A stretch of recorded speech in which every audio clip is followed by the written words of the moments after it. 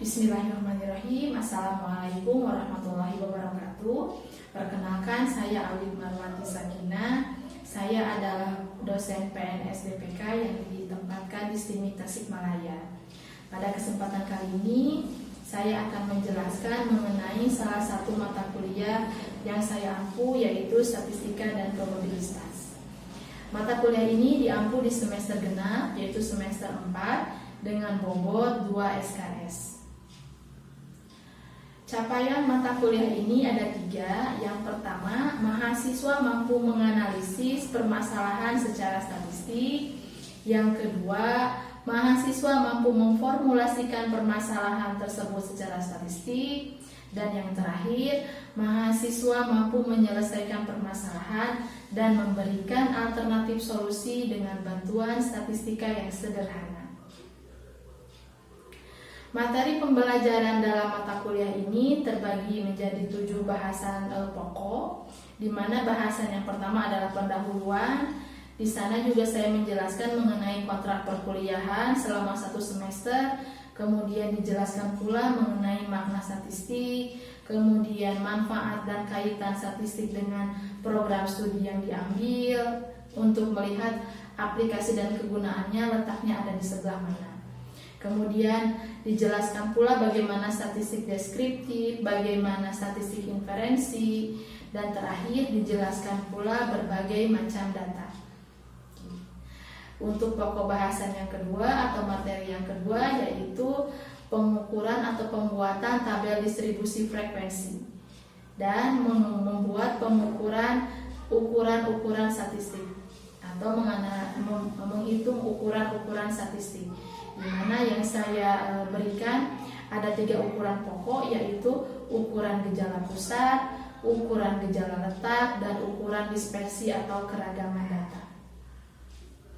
Materi pokok yang ketiga mengenai peluang, dan materi yang keempat mengenai distribusi peluang, di mana terbagi menjadi 2, yaitu distribusi peluang yang diskrit dan distribusi peluang yang kontinu. Pada materi yang kelima, yaitu menghitung selang kepercayaan dan menafsirkannya. Dan pada materi pokok materi yang keenam, yaitu melakukan pengujian hipotesis. Selanjutnya di materi yang terakhir, yaitu melakukan analisis korelasi dan regresi secara sederhana.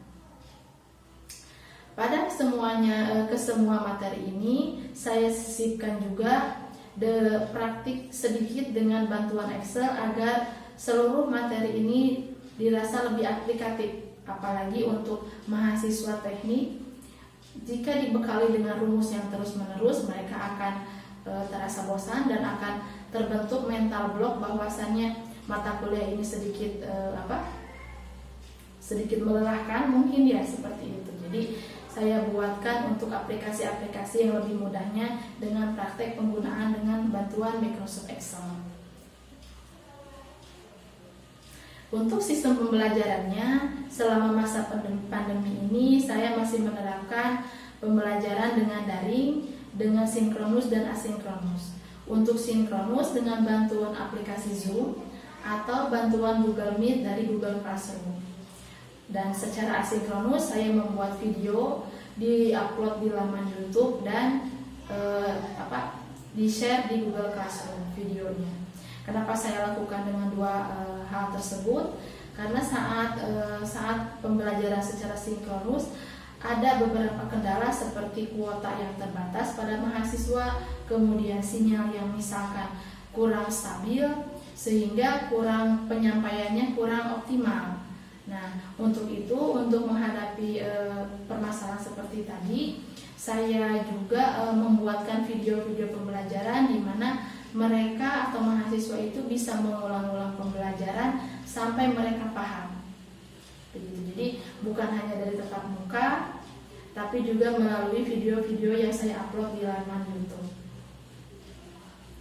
Nah, untuk metode pembelajaran saya menggunakan 2 metode, yaitu yang pertama metode ceramah, di mana saya menerapkan pembahasan dulu dengan penjelasan, kemudian ada sesi tanya jawab, dan ada diskusi di forum kalau dibutuhkan. Saya juga membuka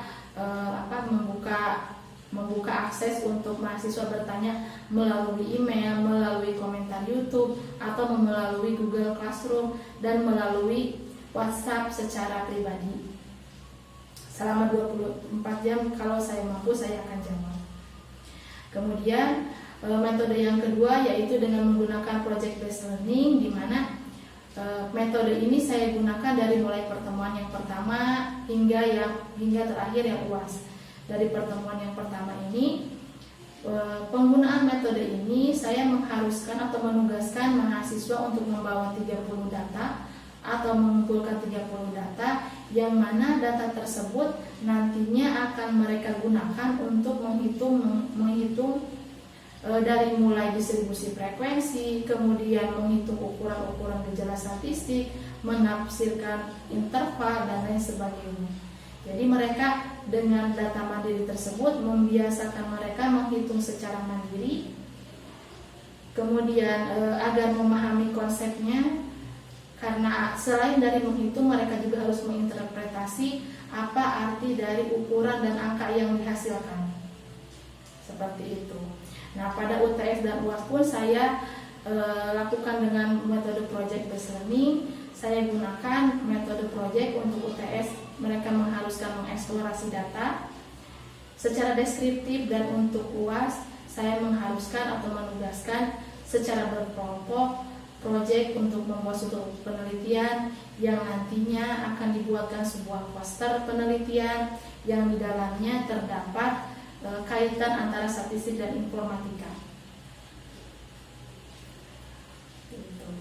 Nah, sistem penilaiannya dengan pada mata kuliah ini terdapat 4 unsur penilaian. Yang pertama UTS 30%, kemudian UAS-nya 30%, pelaksanaan tugas mandiri dari 30 data tersebut 30%, dan aktivitas saya nilai 10%.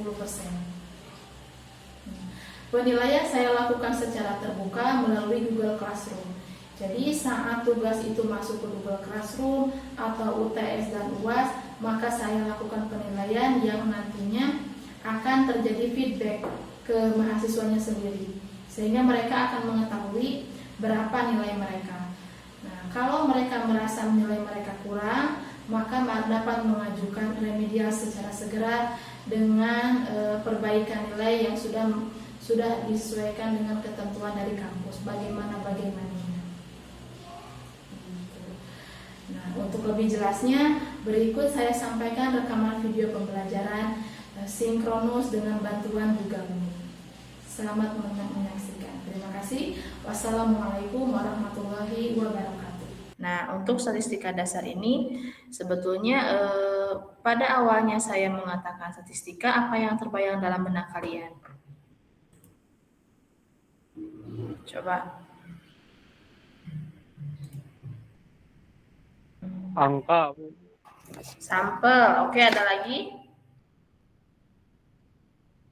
Grafik. Oke, ada lagi?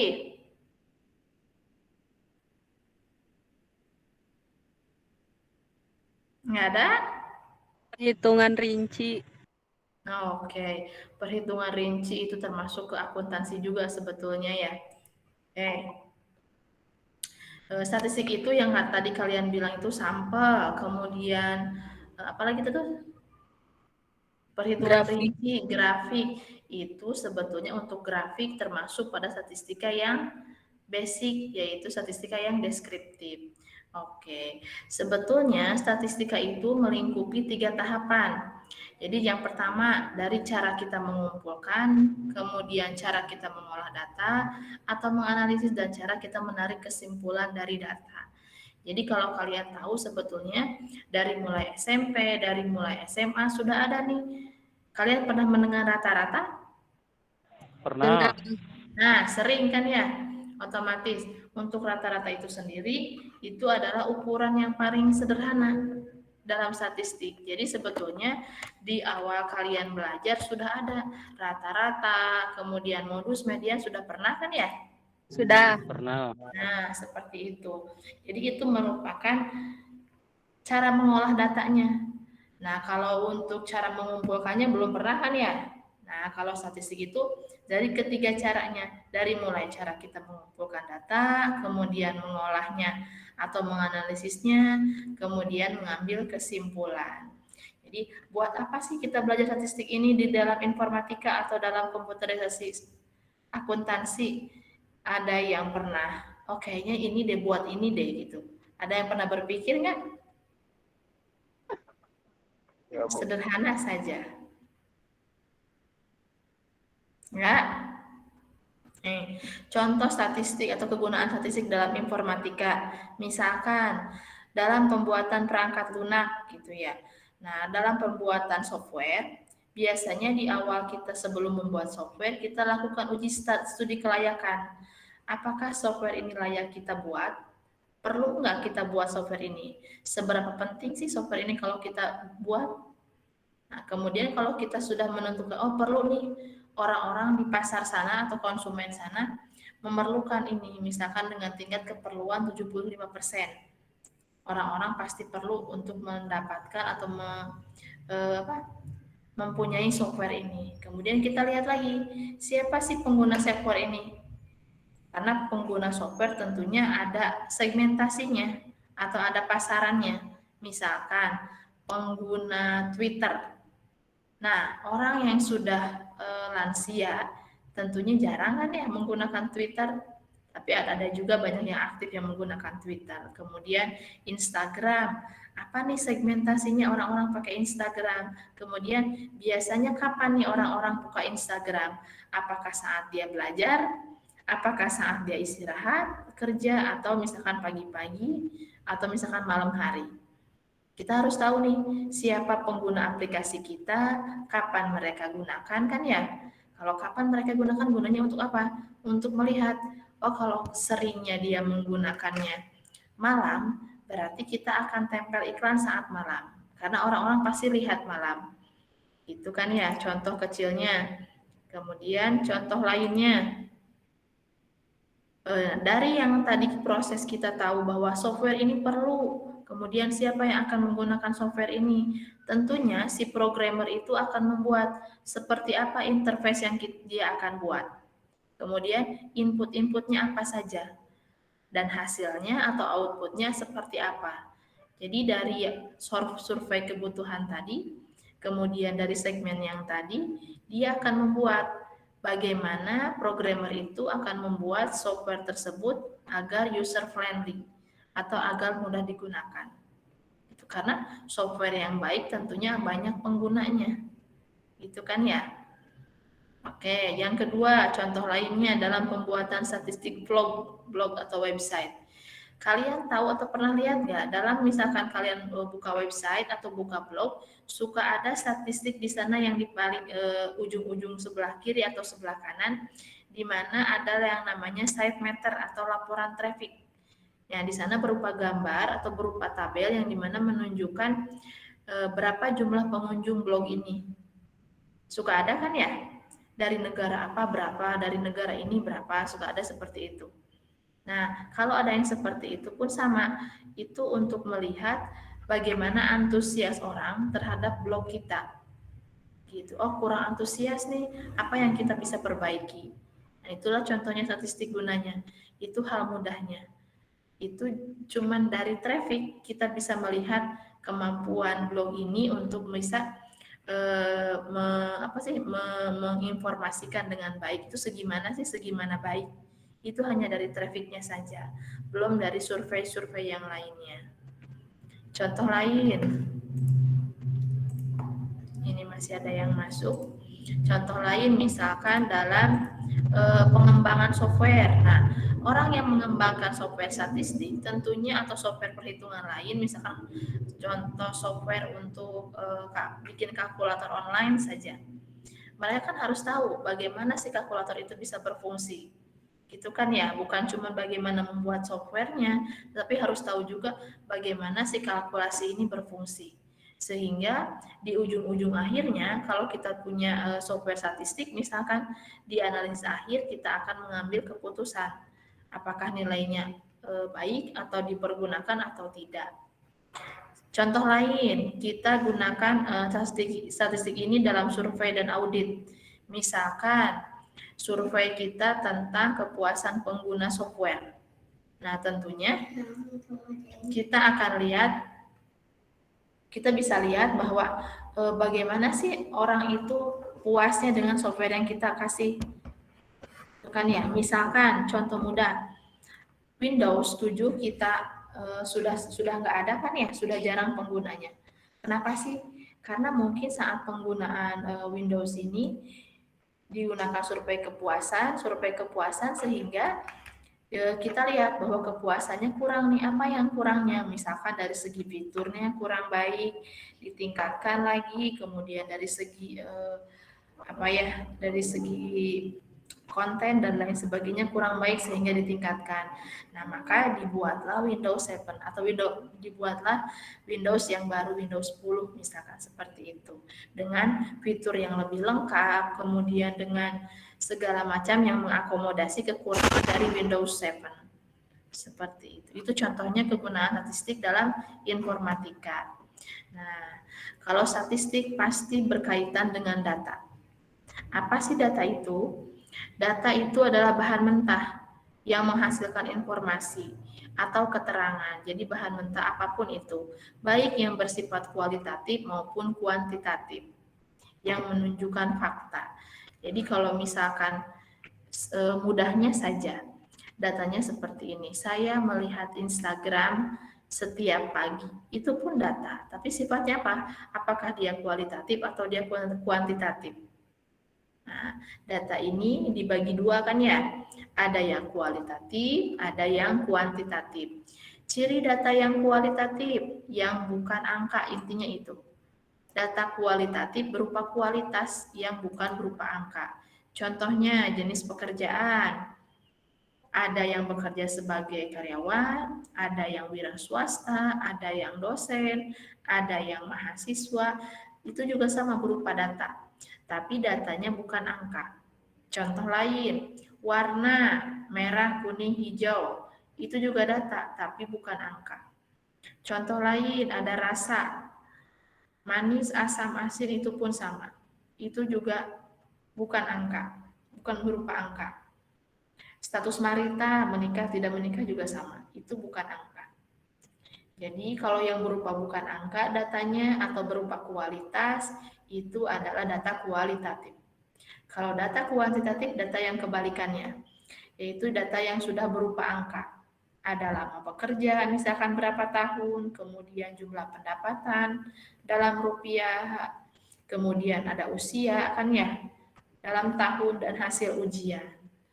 Nah, jadi secara garis besar, data ini terbagi menjadi dua.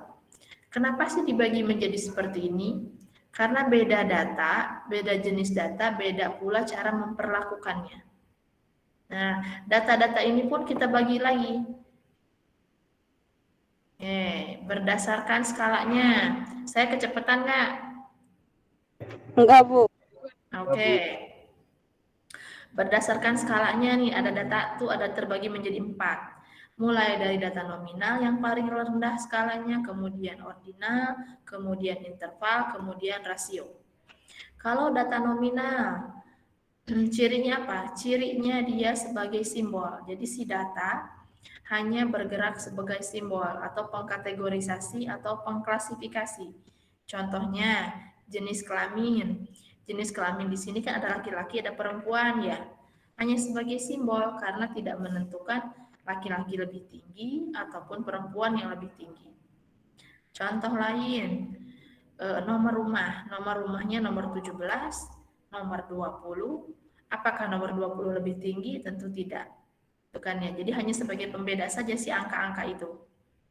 Makanya ciri data yang seperti itu, data yang hanya sebagai pembeda itu adalah data yang nominal. Nah, kemudian data ordinal. Kita sudah naik ke data ordinal, data ini adalah data yang sudah ada tingkatannya. Contohnya tingkat pendidikan. Ada SD, SMP, SMA, kemudian S1 misalkan ya. Dan tingkatan itu kan dari rendah ke tinggi atau dari tinggi ke rendah boleh. Intinya, data itu selain sebagai dia simbol atau pembeda antara SD dan SMP, Tetapi bisa juga menunjukkan bahwa SD lebih rendah dari SMP. SMP lebih rendah daripada SMA. Nah, gitu. Jadi kalau sudah ada ordinal, sudah memuat nilai tingkatan, intinya itu. Naik lagi, ada data interval. Data interval ini selain dia berbentuk tingkatan, dia juga sudah bisa dikalkulasi atau dioperasi matematik. Jadi, kali bagi tambah kurang sudah bisa beroperasi. Contohnya adalah jarak. Nah, misalkan dari sini, dari Bandung ke Tasik berapa kilometer gitu kan ya? Dari Bandung ke Tasik misalkan 200 kilometer. Nah, ciri utama dari data interval itu nilai nolnya tidak mutlak. Jadi kalaupun bisa dikalkulasi tapi nilai nolnya tidak mutlak. Artinya apa? Nilai nolnya itu bukan sebagai nol, tapi dinilai sebagai nol. Artinya gini, kalau misalkan saya berada di Stimik, kemudian berapa sih jarak dari Stimik ke Mitra Batik? Itu kan titik nolnya dari Stimik ya. Misalkan jaraknya itu adalah 2 kilometer misalkan dari Stimik ke Mitra Batik misalkan ya, ke Jogja Mitra Batik. Untuk jarak yang sama 2 kilometer kita bisa tempuh juga dengan hal yang sama. Tapi titik nolnya berbeda. Misalkan titik nolnya di dekat Karangresik atau di dekat Simpang 5. Untuk ke Jogja Mitra Batik kan sama 2 kilometer. Tapi titik nolnya kan berbeda, tidak absolut artinya gitu. Jadi untuk rentang yang sama, nilai interval ini nolnya berbeda. Boleh di mana saja. Gitu. Contoh lain, sistem kalender. Sistem kalender itu seperti ini. Berapa hari? 5 hari. Kita tidak tahu 5 hari itu apakah dari Senin, Selasa, Rabu, Kamis, Jumat.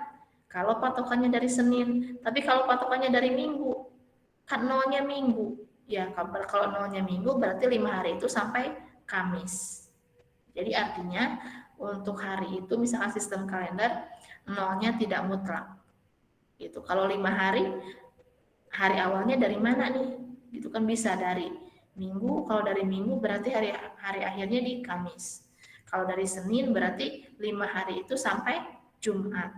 Seperti itu. Nah, ini yang paling tinggi lagi untuk data yang rasio. Contoh data rasio itu titik nolnya sudah mutlak. Jadi selain dia bisa dikalkulasi, merupakan simbol, merupakan tingkatan, dia juga sudah bisa menentukan titik nolnya mutlak. Saya lanjutkan. Nah, sekarang jenis data berdasarkan cara memperolehnya. Ada data primer dan ada data sekunder. Kalau yang pertama data primer itu kita peroleh langsung dari objeknya. Misalkan kita wawancara ya orang yang sudah nonton di bioskop. Kita wawancara apakah dia bagus nggak filmnya gitu ya. Kita dapatkan informasi bahwa oh filmnya kurang bagus nih, soundnya kurang keluar atau misalkan dia resolusi dari filmnya kurang bagus nih, kurang HD misalkan gitu. Nah, itu berupa data primer yang kita dapatkan langsung dari objeknya. Nah, kalau yang kedua, data sekunder. Data yang tidak kita peroleh langsung. Contohnya apa? Contohnya data nilai IPK, IPK kalian. Saya dapatkan dari bagian akademik nih, saya laporannya. Jadi, saya minta ke akademik, minta data nilai IPK untuk kelas B misalkan gitu ya. Kan pasti bagian akademik ngasih rinciannya A, B, C, D, F, G, berapa IPK-nya seperti itu. Saya kan sudah mendapatkan berupa laporan ya, bukan saya mendapatkan langsung dari orangnya, dari orang A, dari B, dari C. Saya tidak tanya, tapi saya sudah dapatkan langsung dalam bentuk laporan. Jadi intinya, kalau dari cara memperolehnya langsung, itu namanya data primer. Kalau datanya tidak langsung, itu data yang sekunder. Sip. Jenis data yang selanjutnya berdasarkan sifatnya. Ada data yang diskrit dan ada yang data kontinu. Kalau diskrit, data ini adalah hasil membilang atau mencacah. Contohnya apa? Contohnya jumlah mobil di lapangan parkir. Mencacahnya bagaimana? Kita hitung satu persatu. 1 mobil, 2, 3, 4, 5, 6. Ciri utama data diskrit, nilainya bulat. Nah, jumlah mobil kan ya, tidak mungkin ada jumlah mobil 2,5. Enggak kan ya? Pasti bernilai bulat.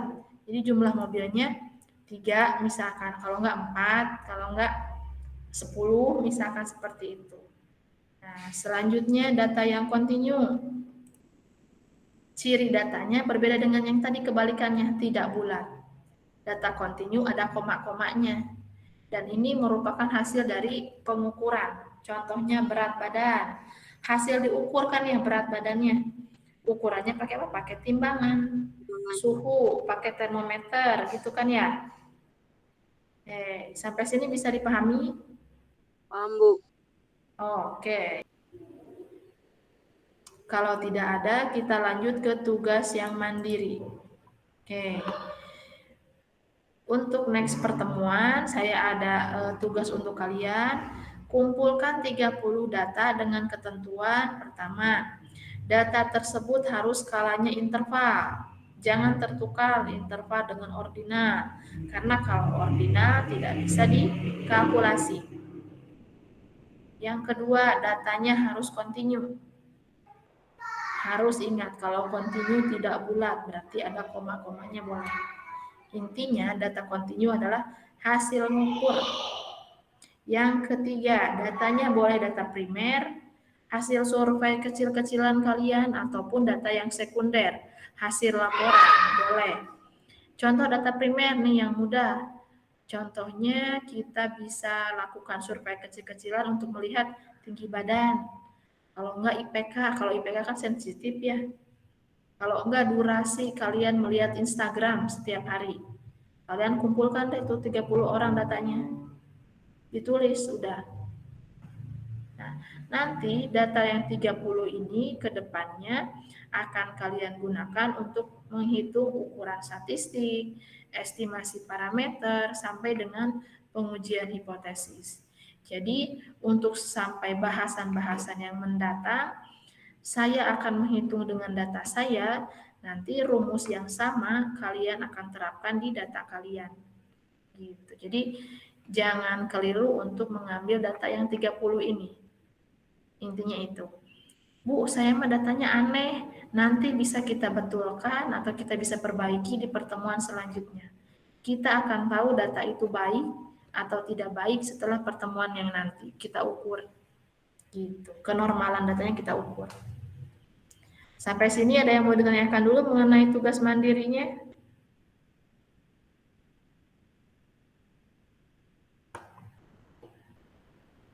Ada yang mau ditanyakan?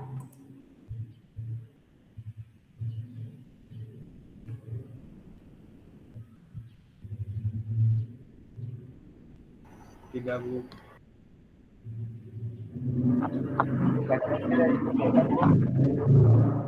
Apa? Untuk tugasnya tidak dikumpulkan, Bu. Tugasnya tidak dikumpulkan untuk minggu depan.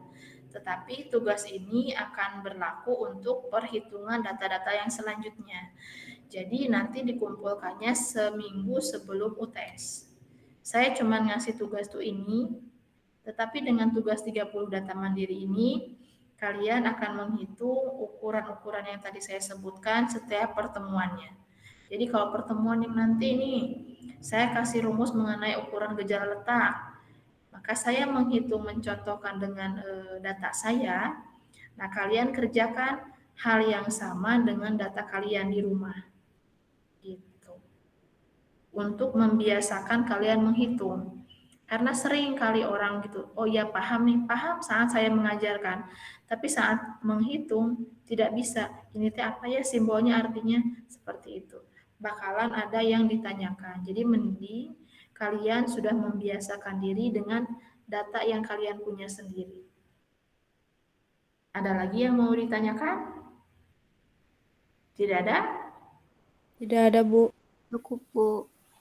Oke, kalau sudah mengerti, sudah paham mengenai pembelajaran dan tugasnya, saya cukupkan untuk hari ini. Sampai ketemu di pertemuan minggu depan.